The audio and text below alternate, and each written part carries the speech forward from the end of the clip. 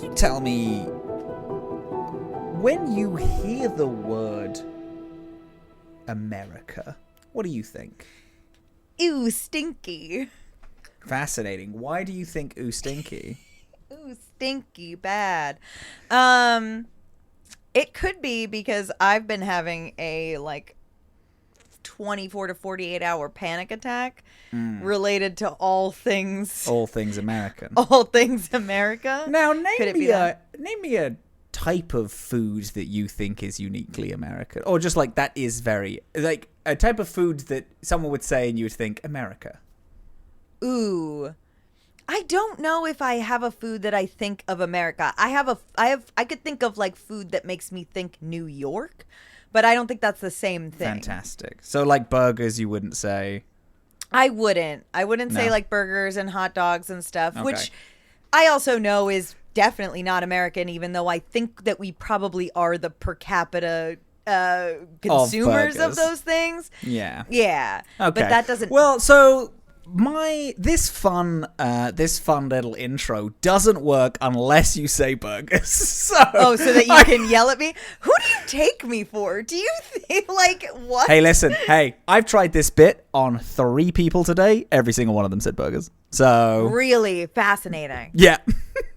That's fascinating. Do you know that there was a study that just came out that was about the harm of processed food? And in that study... They surveyed people who, and I quote, ate as little as 1 hot dog per day. Gang? Do we want to hear from the balanced side of the less than 364 hot dogs per year? Do we want to maybe take them into consideration about the... or no? I feel like I could do it. I feel like I could do 1 hot dog a day. A hot dog a day? Yeah. No, I actually think I could probably do 2 hot dogs a day and be fine forever. And be fine forever? Yeah. You're going to accidentally redo Super Size Me? Yeah, but I'm going to do it ethically and good this time, not like that fucking loser. Yeah. You're not going to do it to hide your cocaine usage. To hide my alcoholism and drug addiction, yeah? Yeah. Be like, no, I can't get erections because I eat so many hot dogs. Because I eat too many Mac. It's the Big Mac. It's the Big Macs that are doing it. The Big Mac has anti-erection juice in it. Wasn't he also vegan? Allegedly, but apparently that I think allegedly that's vegan, definitely allegedly vegan. An alcoholic. Are you drinking a cold Bluesky? Are you drinking a cold one with the boys? It's summertime. I have 2 eyes and a heart, don't I? I'm just drinking a nice cold one with my boys. What are you drinking? Yeah, whiskey diet. Perfect. Classic Dillin drink. Big into it. Classic actually. Dillin. Yeah. Mm-hmm. Yeah. Well, so my cold open doesn't work anymore, so we'll just skip. I think go right into it. I think it worked just fine. I think it was good. I think we all learned something. That's true. It turned from being an event that I did today into an educational visit, and I think that's infinitely more important. Yeah. What is a food you associate with England?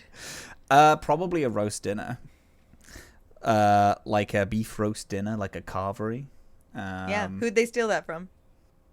I don't think anyone. I think that's just a British thing. Was your cold open attempting to get me to say like a curry? Yeah. Cool. Hey, we haven't recorded in 2 weeks. I'm glad we're super out of sync. I'm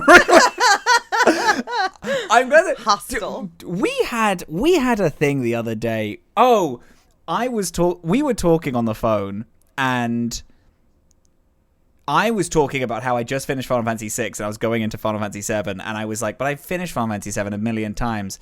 And then, because I'm doing the thing where this was insane, actually. Where I play every single Final Fantasy in a row, and I'm on 7.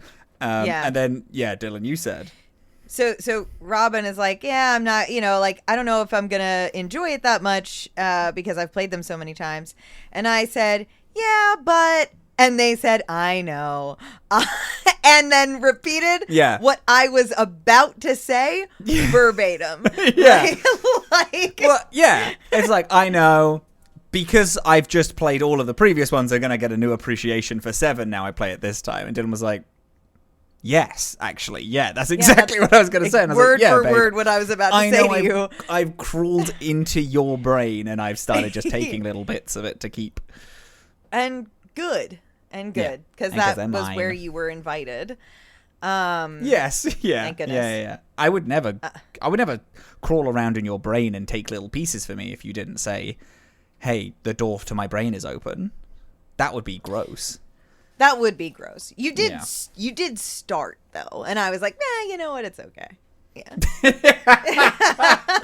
Hey, listen, I'm not saying I'm not gross. I'm just saying the act of doing that is gross. But what are you going to do? Hey ho. Speaking of what you're going to do, what are we doing here? We're recording Dorkspawn in the first time in 2 weeks, which for some reason feels to me like a calendar year. We've never taken a break like this. Actually, truthfully, we haven't seen each other's faces since our last recording. Because normally in between weeks, we at least have a call where we just like hang out on call together, but we haven't. It's been 2 weeks of voice notes. I feel like I've had a little picture of you in my wallet in the trenches. I do stare at your picture. I do stare. Of Canadian immigration. I have your passport photo that I just stare at. Yeah, you just look at. Yeah. Mm-hmm. That's good. Yeah. If we take a really good picture together, I might put it as my phone wallpaper. I'm looking for a new one. That should happen. Yeah, we'll do it. We'll do it. We're going to see each other in a couple of weeks. Yeah, we'll do it then. Perfect. We are recording Dorkspawn because, hi, my name is Dillin. I've played 2 Mass Effect games. Oh, hello there. My name is Robin. I've played the Mass Effect franchise 100 billion times. Yes, and we are into Mass Effect 3. We played, the last time you heard us, we had played through the prologue, and now it is time for some rad story. I have to preface because I do think we talked about this in the last episode, but I've been told I need to address it because I did punch that journalist on the Citadel. Rowan is feeling unsafe in her home as a journalist, knowing that I'm capable of such things, and she would like that known. So I figure. So you have no statement about it. Rowan does have a statement, and then Rowan has a statement about it. I stand by my actions. Yeah, she was rude and weird. Good shit. Huge. Yeah. So we did this week Priority Palaven and Priority Eden Prime. Yeah, baby. And I want to say, I was saying this before we started recording, I like the feel of this game so much. I'm really enjoying playing. I feel like the combat, while I still don't prefer like the shooting aspect of this game, like, because I just don't like shooters generally speaking, it is feeling way less like stressful challenging to me. Mm-hmm. It is just like a really smooth gameplay. Also, I got my fun N7 tracksuit for back on the ship. Ani is looking super cool and casual. I love it. I've customized my armor too. I've got like a nice like blue and pink kind of patterned armor that looks sick as hell. Love that.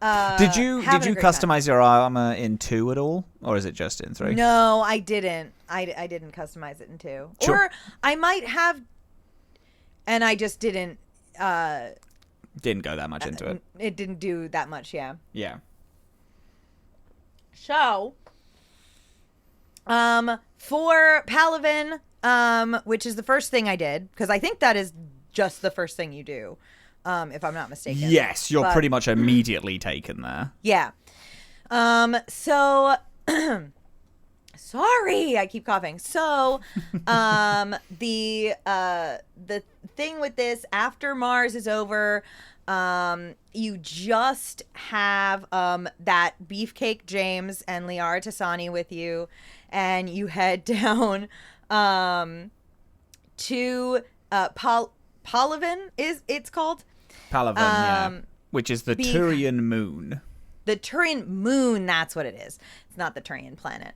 No, you can see the Turian planet from Palaven, and it is deeply upsetting. It is deeply upsetting. You're seeing it, literally the whole world on fire, pretty much. Yeah. Yeah, it's dark.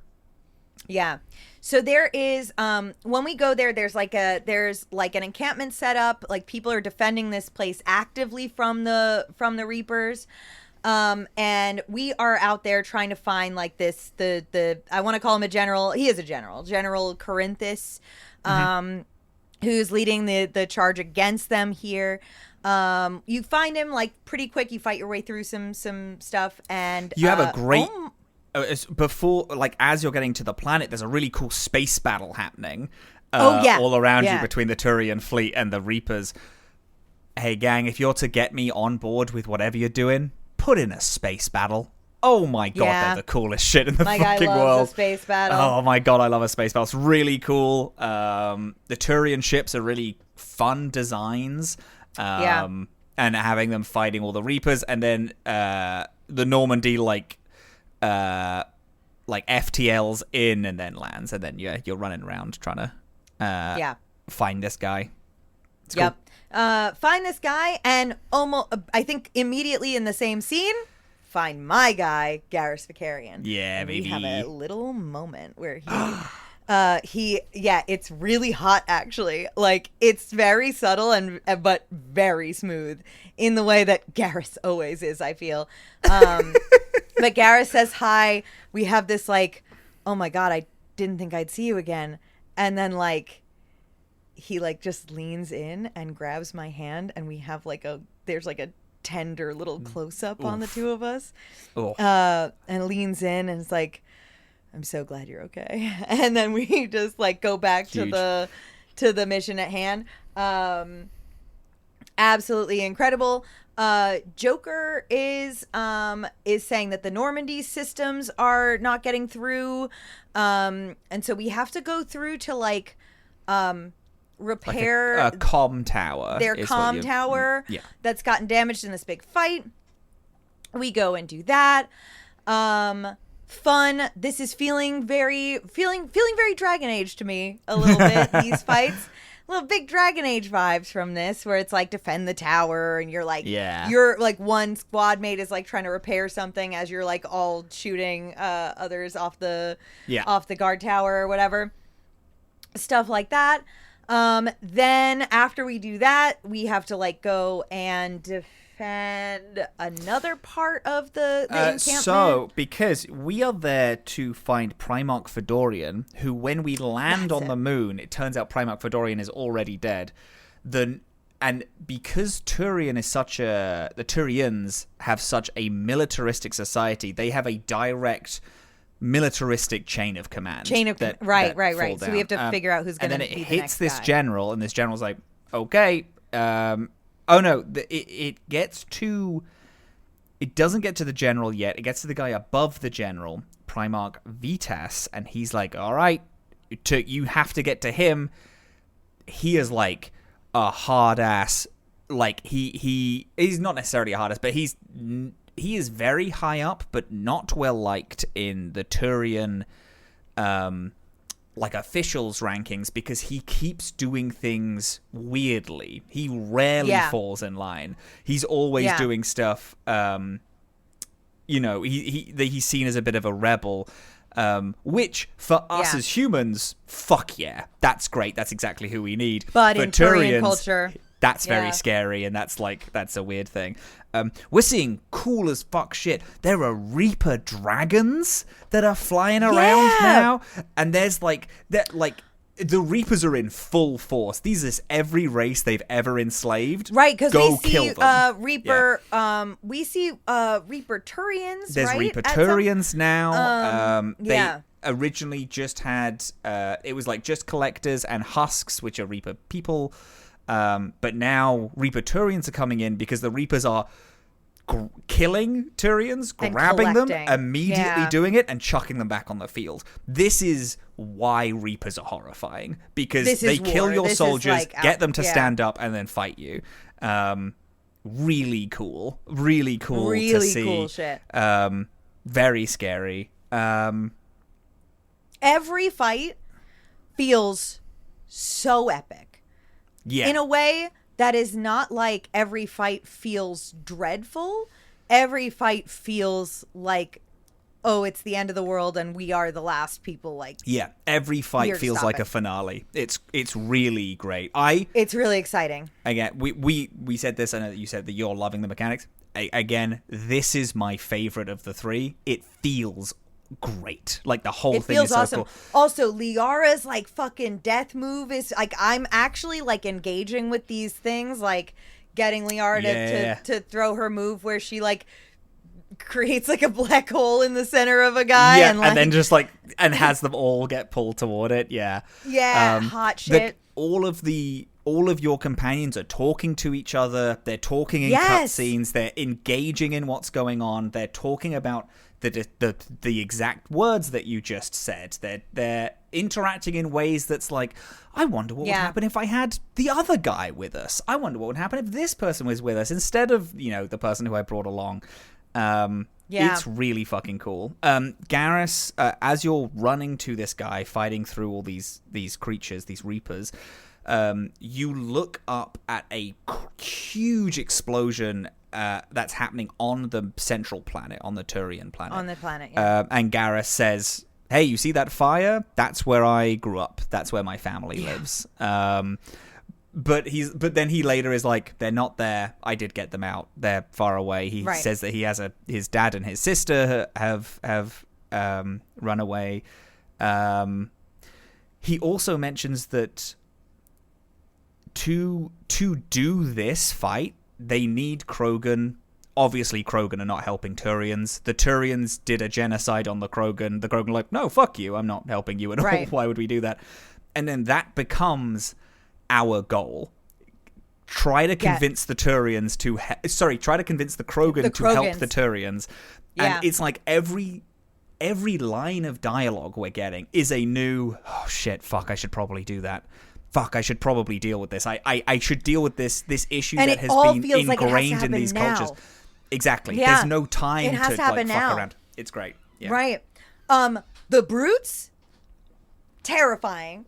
Oh my god, so terrifying. I love them. I love them so much because they have this big charge ability where they storm towards you. I killed one during a charge and got an achievement for it. Oh, I was shooting that. at Awesome. it as it was running towards me. That's fucking sick. Oh my god, it was terrifying. I was so excited.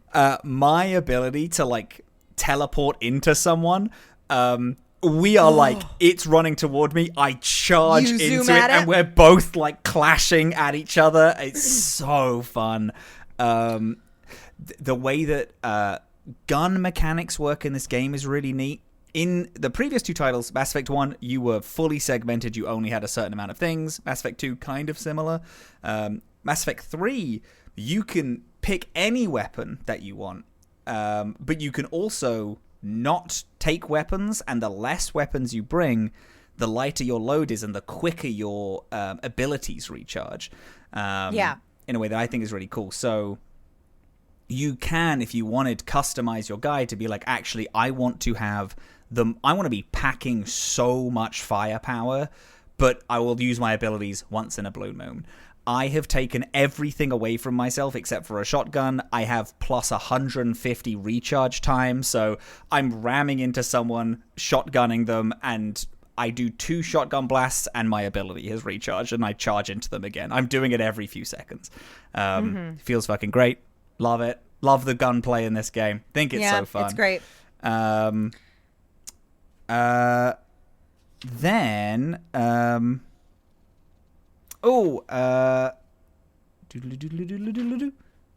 yeah, you then kill all of these brutes. You stop this one wave of Reapers.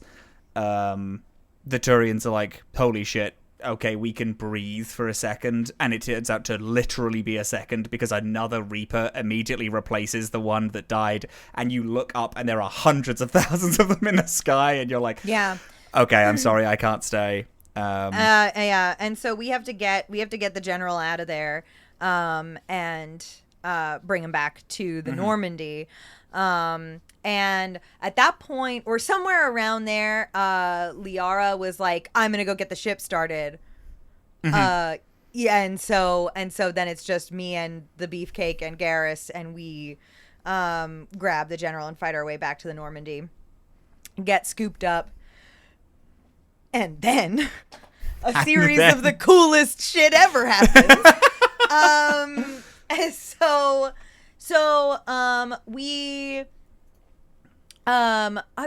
we talked to Admiral Hackett on the ship. We talked to a few people. I don't really remember. I didn't take great notes about those conversations, but we get the general onto the ship.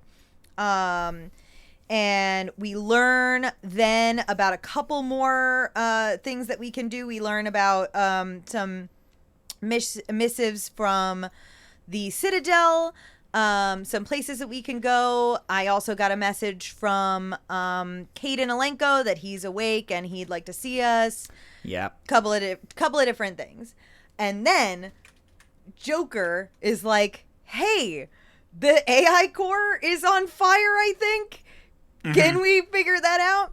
Now, I want to say that the sexual tension between Edie and Joker in the beginning of this game is off the fucking charts, to the point where before I got this next scene, I said out loud to Vidya, I gotta get Edie a chassis so that she can raw dog Joker. Yeah, baby. And then I go investigate this quote unquote fire in the AI and find out that Edie has straight up broken out of containment and took over Dr. Ava's body. Yep. And she looks sick as hell because she's not like Dr. Eva. She's like all silver. She's got like this she's like chrome cool ass chrome look. And she's just in a body. She's one of our fucking crewmates now. She's one of our crewmates. She's one of our squad. I fucking screamed. I think I don't remember if it was Shepard who says it or somebody else, but somebody is like, Joker's gonna fucking love this. Yeah. Everybody knows that these two want to fuck each other. Everybody knows it. And then it's if so you go crazy. speak to Joker afterwards, this dude is horned up. Horned up. This guy Crazy. She's this sat guy is next to him in the co-pilot chair. Yep. It's fucking awesome. It's a really cool thing because Mass Effect 1, Joker fucking loves the Normandy. That's his ship, baby. Yeah. Mass Effect 2, he joins Cerberus to fly the Normandy again. It's his ship. He loves it so much. And he also saves the Normandy at the end of 2. Absolutely. Edie joins in. He doesn't like Edie. And then Edie becomes the Normandy and becomes this representation of the Normandy. And then they have this great banter. Licking each other. And it's then crazy. She gets a physical form and the Normandy is a person now. The best shit ever. Hot. Fucking awesome. Hot. Yeah, it's a great through line of like, oh, Joker is going to fuck the Normandy as a person, as a robot. Oh yeah, it's awesome. I can't wait to see what's next there. I went and talked to a couple people. This is where I really went to explore the Normandy and go see everybody. Yep. I talked to Samantha Trainer, our Love Samantha influencer. Oh, yeah, sorry. Samantha Trainer, and then comma, the influencer is another person you spoke to, because Trainer is the specialist. Trainer is a specialist. What is the... Sorry, I mixed the names up. Who is the influencer? She is called... Beans. I know who you mean, though. I'm going to... You know who I mean. Whatever. Played get by in the comments. Jessica Trobot. Get in the comments. Get in the comments. Talked to everybody. Did a little check-in with everyone. And then I went back to the Citadel and saw Caden. Caden's like, I want to get out of this hospital bed. I'm like, you can't. But we make up. Diana Allers. That's it. Diana Allers. We make up because he had been pretty rude to me about Cerberus early on in the intro to this game. We apologize to each other and we're pals again. Mm-hmm. And then I know I have other stuff to do on the Citadel, and I was but I was kind of running out of time, so I was like, all right, let me go do Eden Prime, and then I'll go back. Nice. Okay, so did you speak to Lieutenant Cortez, who's our shuttle pilot? Oh, yes. Yeah, I did talk to that guy. Cool. He's our first, gay man. And he brings it up so casually. He just says, yeah, me and my husband, we travel all the time. That's right. And I'm like, oh, I guess I didn't even think of it, but that's true. When I was a little casual. queer kid, that shit fucking ruled. That was the coolest thing in the world. Him just so casually throwing it out was awesome. I really love that our shuttle pilot is a character. So cool. Yeah, that is cool, It's actually. really neat because he does interact with you before missions. He's our pilot. He's no joker, but he, is the small shuttle pilot. I think that's really neat.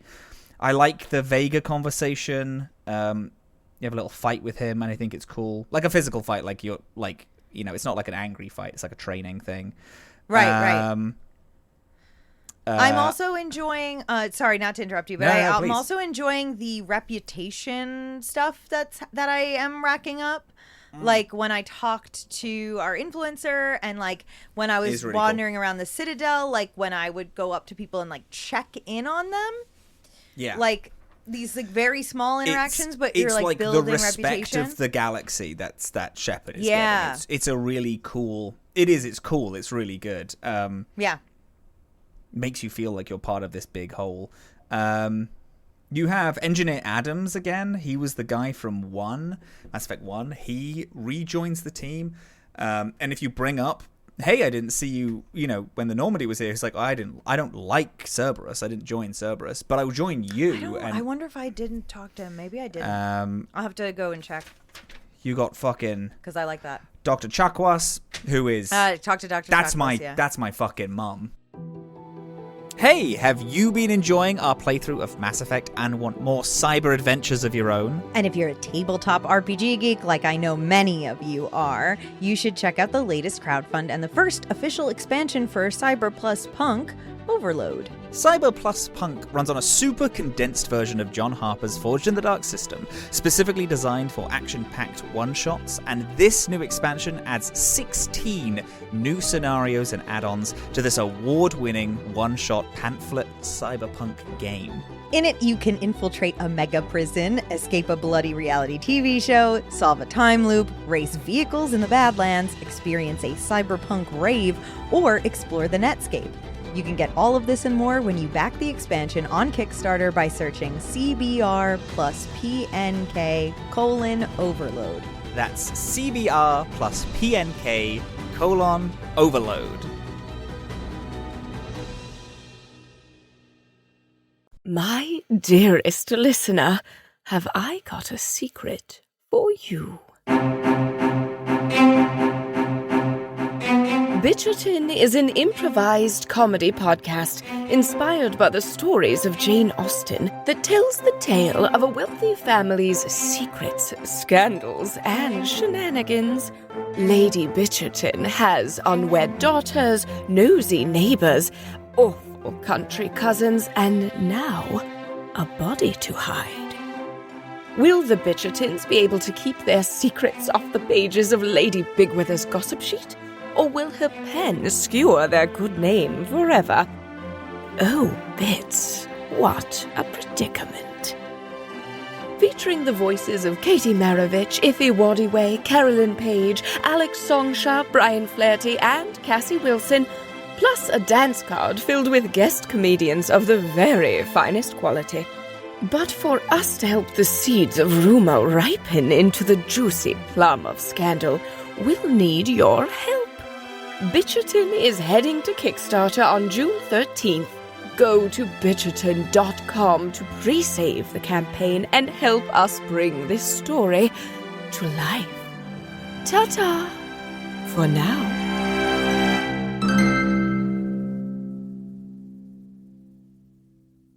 She's fucking the coolest woman ever. It's America's mom. America's mom.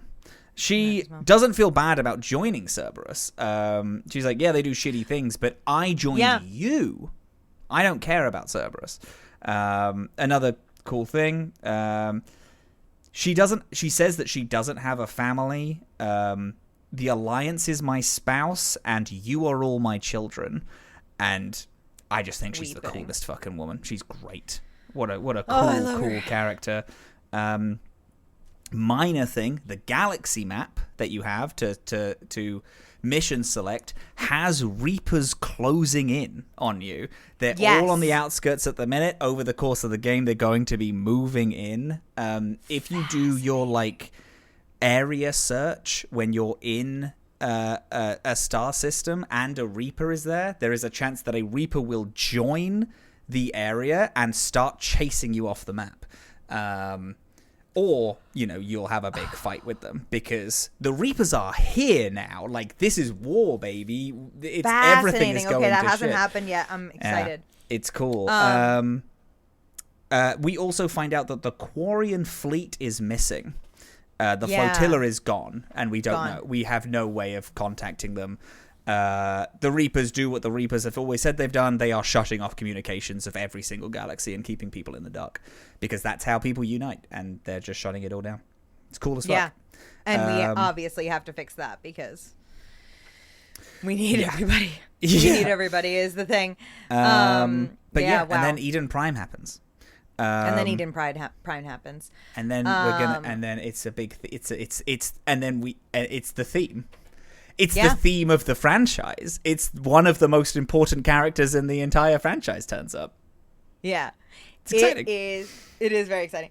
It is so Alliance Command lets us know that Eden Prime has been attacked by Cerberus. And that there's a local group resisting there at this dig site, and we've got to go and investigate and find out what the dig site knows and also defend this place. There's a cool thing when flying in, you speak to Lieutenant Cortez as you're flying in, and you get a backstory mention. Whatever your backstory was, there is a one-line piece of dialogue that brings it up. So mine was like, oh, well, I mean, I grew up in Earth's gangs, but I've been with the Alliances, blah, blah, blah. Stuff like that. Like, is a one-line just throwaway about your upbringing, which is a decision we made. It's the first decision we ever made in this franchise. Ever make in this game. Yeah, cool. Incredible. But yeah, we get onto Eden Prime. Yep, we get onto Eden Prime. This is a cool area, in my opinion. Little bit frustrating of a map because it is sort of like it's a lot of shipping container boxes. But it's also it's kind of as you're moving through it, parts all kind of start to look the same, and you have to explore this whole area. So it's really easy to get a little bit twisted and turned around. I did get lost a few times in this zone, yeah. And it's not giving you a direct signal to where you need to go. It is just saying find the pod, find the the thing. But still pretty cool. It does look like a genuine dig site. You're hanging over this deep quarry essentially, and you're about to activate the elevator, and then Cerberus ships drop tons and tons of soldiers down. Mm-hmm. It's time to fight your way through. Lots of like fun places to hide, but then also like you're kind of going through this dig site. It's cool environmental, like you're seeing like the cups of coffee like still poured, like when this place got attacked, like places were like set for dinner, and then all of these soldiers got attacked. Which is fun because it's just really, Eden Prime just sucks to be in these past 4 years. The worst place in the galaxy to sit. Because you are going to get jumped by something. Either Geth Collectors or fucking Reapers. Or fucking, Cerberus. Yep. What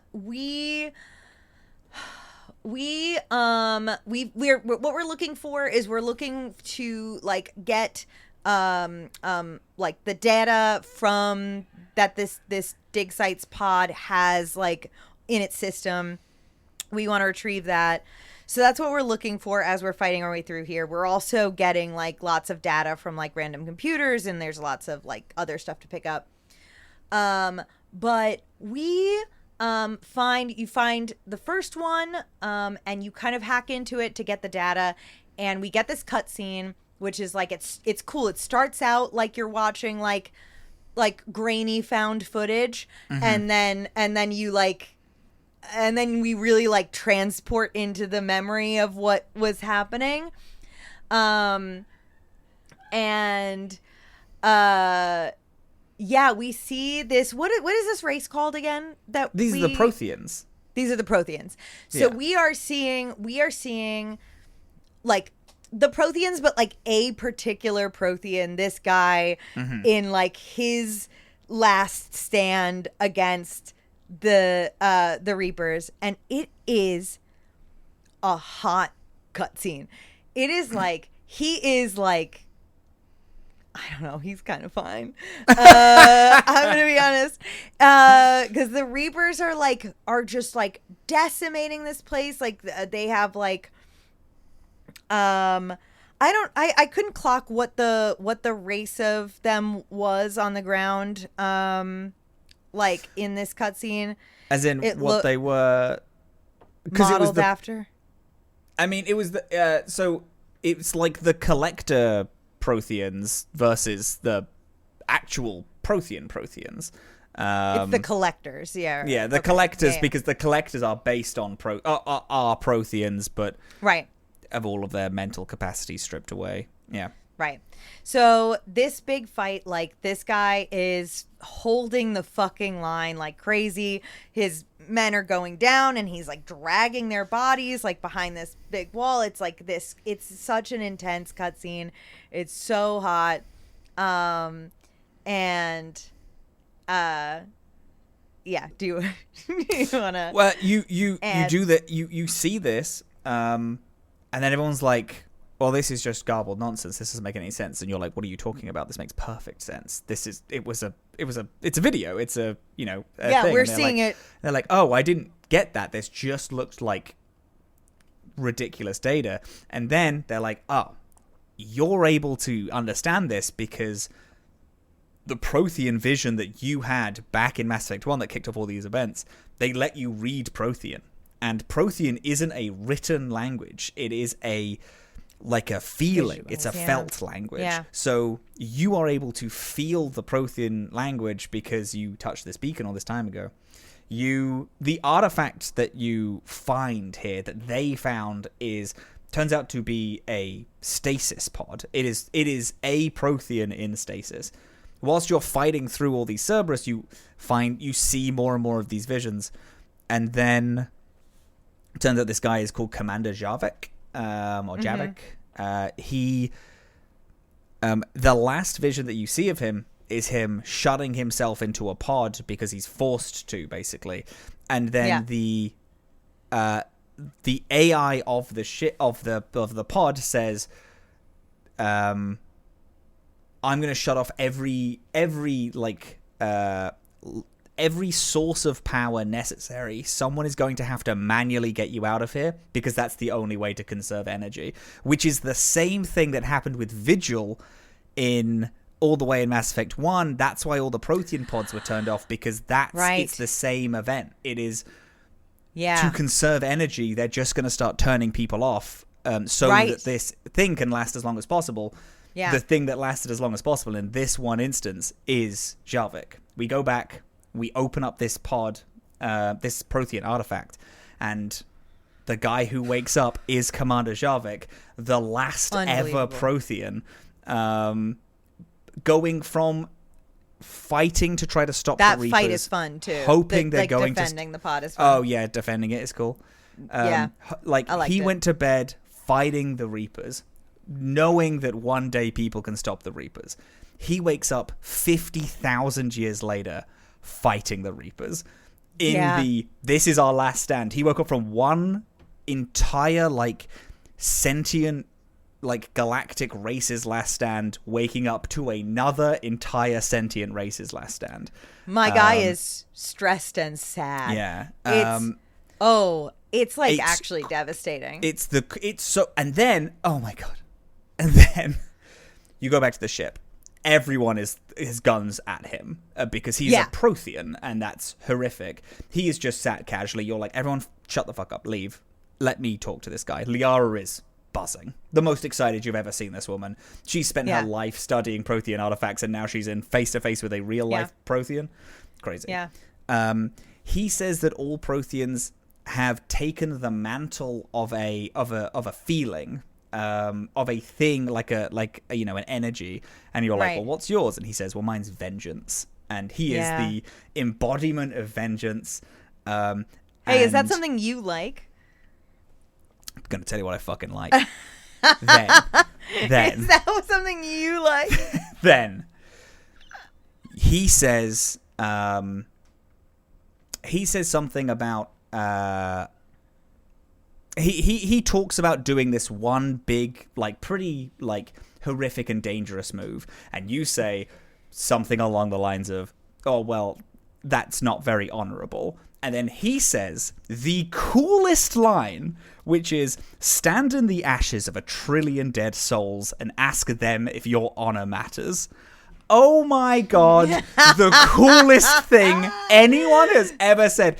That guy sat thinking about that for 50,000 years. He was like, it's going to be so fucking hype when I bring it. He might have been unconscious, but he was dreaming about it. He was dreaming that line. The coolest guy in the fucking world. Because we see these, so we have, I don't know if we said, but we have because we have that first memory that we absorb of his, and then we get a second one where we get to absorb so much of this guy before we wake him up. And it's just it's this devastating tale of he lost the first time around. He lost. Yeah. He lost. And he went into cryostasis hoping that his race would survive. And that's what he's talking about. He's talking about how the Protheans were just sacrificing their people. We're how we switched off communication to the council in Mass Effect 1. They were doing that to entire planets, being like, nope, the Reapers are on there. They're dead. Let's focus resources somewhere else. And that's when you start talking about honor. And you're like, that's crazy. And he's like, yeah, but we held them back for 100 years. He said, I've never been alive and not been fighting the Reapers. It's just the way that Protheans have existed. Protheans wanted a unified society. And we have been here for 100 hours now, wondering what the Protheans are like. They built all of this crazy stuff. They are this incredible, powerful, race. They must be smart and caring. Their and do stuff things is all over the everywhere. Universe. It's everywhere. And he immediately is dispelling all this. We know that a lot of Prothean artifacts are actually Reaper artifacts. And right. We learned that in 2, yeah. And he says, we were sacrificing people by the planetful because they're not useful to us anymore. They can't help us.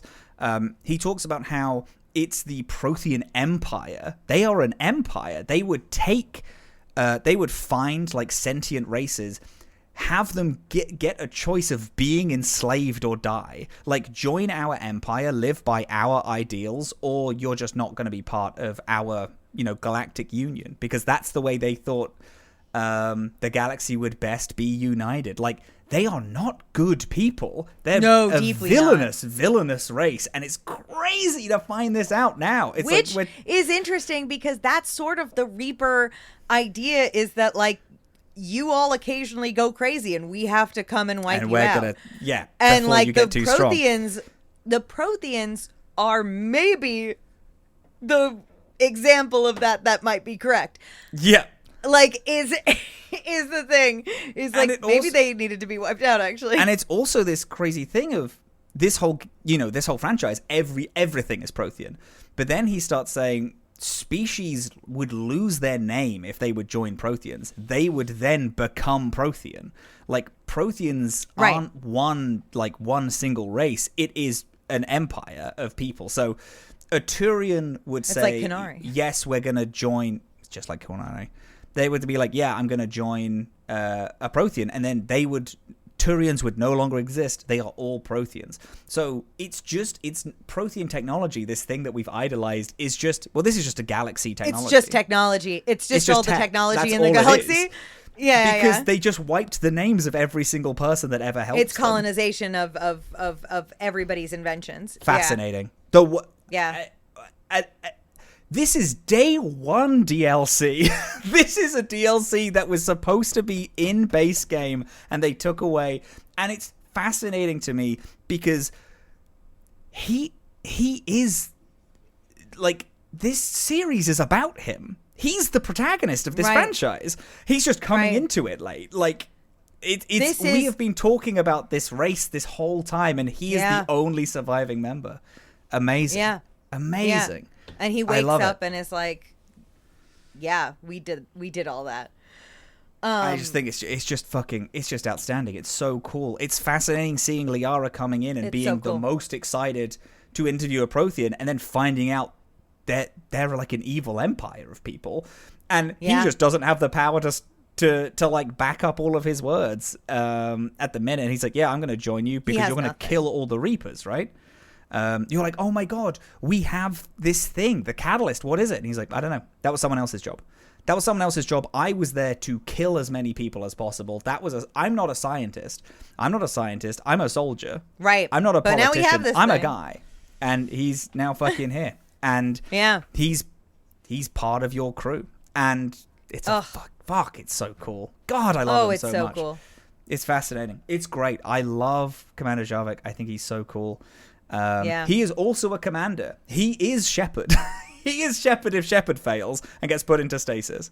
And if Shepard is fucking evil and shit. If you're full renegade Shepard, this is the same guy. It's gonna be so interesting, I think, the course of his story. Yeah. I just and he can't says wait one of the coolest fucking lines in the whole franchise. There is a thing I've noticed, is that a lot of my renegade options so far in this game have been to, like, be pissed off at Cerberus. And I have been curious about that, and I had like a few like opportunities to choose it where I was like, yeah, Ani hates Cerberus, obviously. But something about the way they keep coming up to me, I'm like, we have so, like, this is the end of the world. Like, I can't, I have no time to be bitter about Cerberus right now. I have to save the galaxy. I have to save the universe. I'm fucking busy, I think. I'm busy. But I think that has been a thing. I'm wondering if I've just made like this decision based on a couple of random options, or if that is a thing that I am actually noticing.